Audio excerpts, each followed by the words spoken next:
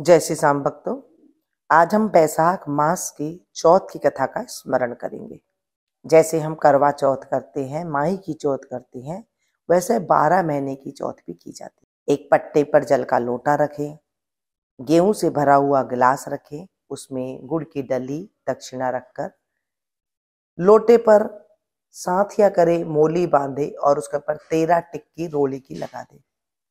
जैसे हम करवा चौथ पर पूजन करते हैं वैसे ही पट्टे पर हमें पूजन करना चाहिए। बायना निकालने के लिए आपके यहाँ पर जो भी बनता है, हलवा, गुलगुले या फिर बाजार का कोई सामान, वो आप मंगा करके रख लें। फिर कथा का स्मरण करें, हाथ में 13 दाना गेहूं का ले ले और उसके बाद कथा करें।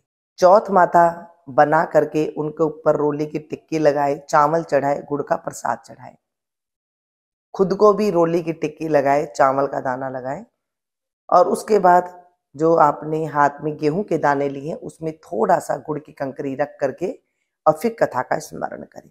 चौथ माता की जय। पुराने जमाने में रंती देव नामक एक राजा था। उसके राज्य में एक ब्राह्मण रहता था जिसका नाम था धर्मकेतु। धर्मकेतु की 2 पत्नियां थी। एक का नाम था सुशीला और दूसरे का नाम था चंचलता। दोनों पत्नियां के विचारों एवं व्यवहार में बहुत अंतर था। सुशीला धार्मिक वृत्ति की थी और व्रत, उपवास, पूजा अर्चना किया करती थी। इसके विपरीत चंचलता भोग विलास में मस्त रहती थी। वह शरीर के श्रृंगार पर अधिक ध्यान देती रहती थी। किसी व्रत, उपवास या पूजा अर्चना से उसका कुछ लेना देना ही नहीं था। कुछ दिनों बाद धर्मकेतु के दोनों पत्नियों के संतान हुई। सुशीला के पुत्री हुई और चंचलता ने एक पुत्र को जन्म दिया।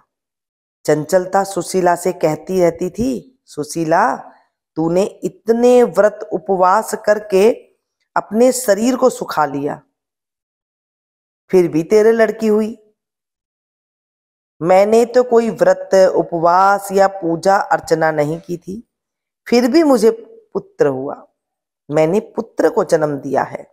कुछ दिन बाद सुशीला कुछ दिन तक तो सुनती रही, पर जब अति हो गई तो उसे बड़ा दुख हुआ। उसने गणेश जी की आराधना की। गणेश जी प्रसन्न हुए तो उनकी कृपा से सुशीला की पुत्री के मुंह से बहुमूल्य मोती मूंगे निकलने लगे और उसे एक रूपवान पुत्र भी उसने जन्म दिया। सुशीला का ऐसा सौभाग्य जगा तो चंचलता के मन में जलन होने लगी। उसने सोचा कि इसकी बेटी को मैं कहीं पर मार दूं। उसने सुशीला की बेटी को कुएं में धक्का दे दिया, पर सुशीला पर तो गणेश जी की अपार कृपा थी। चंचलता ने बेटी को कुएं में गिरा दिया तो उसका एक भी बाल बांका नहीं हुआ और वह सकुशल कुएं से बाहर निकल गई। बोलिए चौथ माता की जय। हर महीने हमें चौथ माता की कहानी सुननी चाहिए।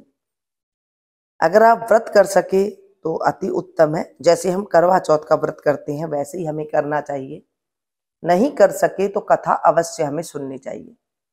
जल का लोटा जो भर के रखा है, जो गेहूं के दाने आपने हाथ में लिए हैं, वो जल के लोटे से, गेहूं के दाने से सूर्य भगवान को हमें अर्घ देना होता है और उसी लोटे में फिर से हमें जल भर के शाम को चंद्र देवता को जल अर्पण करना होता है। जब आप चौथ की कहानी सुने तो उसके बाद गणेश जी की कहानी हमें अवश्य सुननी चाहिए, नहीं तो कथा अधूरी रह जाती है। बोले गणेश जी महाराज की जय। एक गांव में 2 माँ बेटी रहती थी। बेटी माँ से बोली, गांव से सब लोग गणेश मेला देखने जा रहे हैं, मैं भी मेला देखने जाऊंगी। माँ बोली, वहां पर बहुत भीड़ होगी, कहीं गिर पड़ गई तो चोट लग जाएगी। बेटी ने माँ की बात नहीं मानी तो माँ ने बेटी को 2 लड्डू और घंटी में पानी देकर कहा, एक लड्डू तो गणेश जी को खिलाकर पानी पिला देना, दूसरा लड्डू तुम खाकर बचा हुआ पानी पी लेना। बेटी मेले में चली गई।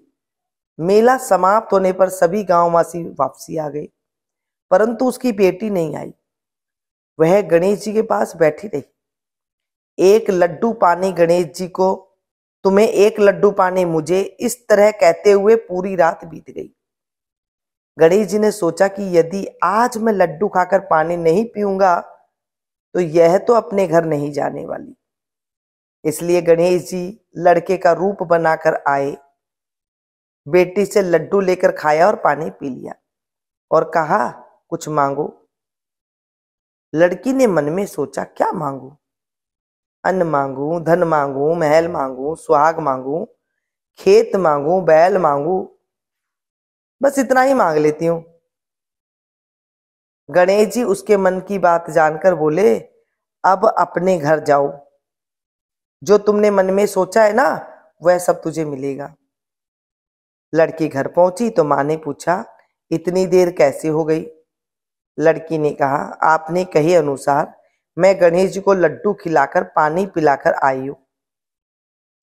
देखते ही देखते जो कुछ बेटी ने मन में सोचा था वह सब कुछ उसके घर में हो गया।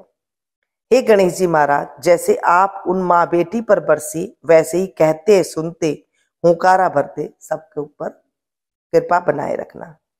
जब रात को आप गणेश जी को अर्घ दें तो उस टाइम पर आपको ये कहना है, सोने की मुद्रा, मोतियन का हार, चंद्र सूरज को अर्घ देऊं, जियो मेरे वीर भरतार। इस तरह कह करके चंद्र भगवान की 3 फेरी देते हैं जल अर्पण करके, और थोड़ा सा जल फिर अपने आंखों पर या सिर पर लगा करके हाथ जोड़कर उसके बाद आ जाती हैं। व्रत करते हैं तो उसके बाद आप भोजन कर सकते हैं।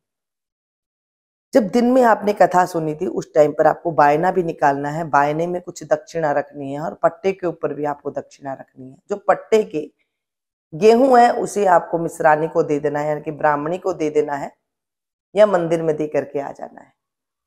और जो बायना है वो अपने सासू जी को दे सकते हैं, अपने से बड़ों को किसी को दे सकते हैं। इस तरह करके ये व्रत किया जाता है। व्रत नहीं करते हैं तो हमें कथा अवश्य सुननी चाहिए। बोले चौथ माता की जय, गणेश जी भगवान की जय।